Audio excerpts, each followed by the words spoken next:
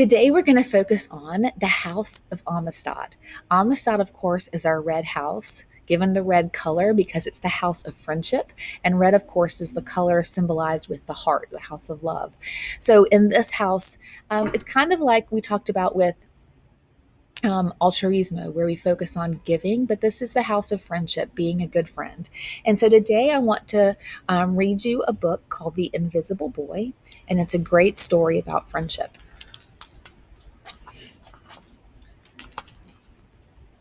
Can you see Brian, the invisible boy? Even Miss Carlotti has trouble noticing him in her classroom. She's too busy dealing with Nathan and Sophia. Nathan has problems with what Miss Carlotti calls volume control. He uses his outside voice too much. Sophia whines and complains when she doesn't get her way. Nathan and Sophie take up a lot of space. Brian doesn't. When the bell rings for recess, Micah and JT take turns choosing kids for their kickball teams. The best players get picked first. Then the best friends of the best players. Then the friends of the best friends. Only Brian is left, still waiting and hoping. JT glances in Brian's direction and, just as quickly, looks away. We've got enough players for each team, he tells the others. Let's play ball. In the cafeteria, Madison and her friends talk about her birthday party. The rope swing over the pool was awesome, says JT. Yeah, so was the water slide, adds Fiona. That was the best pool party ever. I'm so glad you guys had fun, said Madison. Everybody did, except Brian. He wasn't invited. What do you notice about the color of Brian? What did the illustrator do that made him different? If you notice, he's in black and white, whereas everybody else is in color. And it gives off that idea that he's invisible. At choosing time, while the other kids play board games and read, Brian sits at his table doing what he loves best. He draws fire-breathing dragons, scaling tall buildings, space aliens locked in intergalactic battles, greedy pirates digging for treasure, arr, and superheroes with the power to make friends wherever they go. On Monday morning, Mrs. Carlotti introduces Justin, a new student, to the class. Brian smiles shyly at him. Some of the other kids sneak looks at Justin, trying to figure out if he's cool enough to be their friend. They haven't quite made up their minds yet. At lunch, Madison and JT watch Justin eat with chopsticks. What's that? Asks Madison as she points at Justin's food. It's bulgogi. What? Bulgogi. It's Korean barbecued beef. My grandma made it for me. It's really good. Do you want some? There's no way I'd eat bulgogi.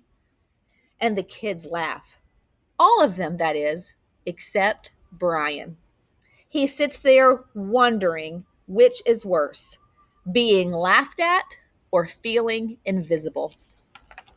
The next day, when Justin goes to his cubby to put away his backpack, he notices a piece of paper with his name on it.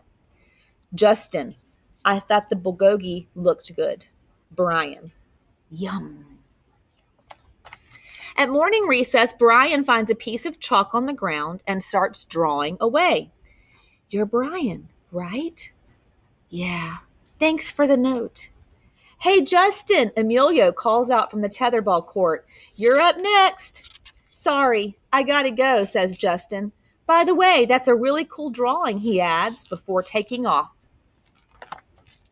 Back in class, Mrs. Carlotti asked the kids to team up in 2s or 3s for a special project. The kids scurry around the room to pair off. Brian heads towards Justin. I'm already with Justin, says Emilio. Find someone else. Brian looks at the floor, wishing he could draw a hole right there to swallow him up. Mrs. Carlotti said we can have up to 3 people in our group. We're only 2. Come on, Emilio. Let's let him work with us. Okay. I guess. Mrs. Carlotti gives the class directions for the project.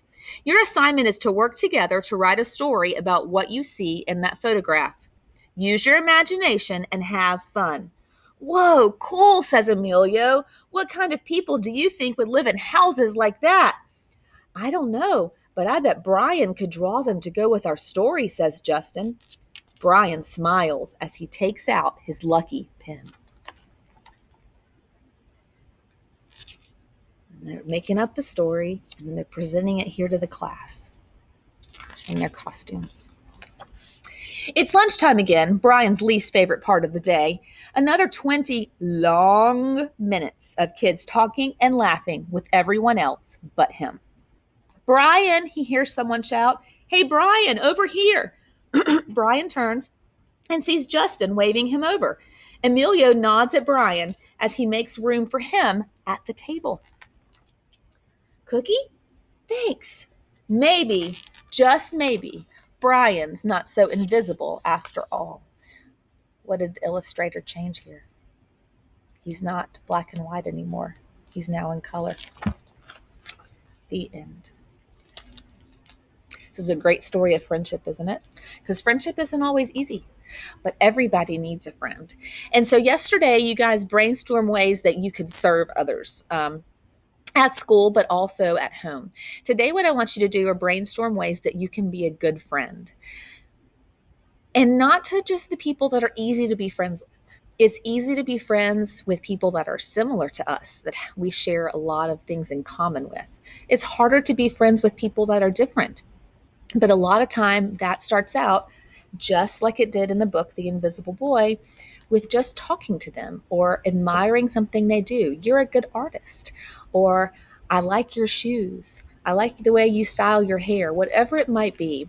So I want you guys to work either in groups, as a class, individually, whatever your teacher wants. And I want you to come up with some ways that you can be a good friend to somebody here at school. And tomorrow, we will talk more about the house of Isabindi and how that applies to us as humans.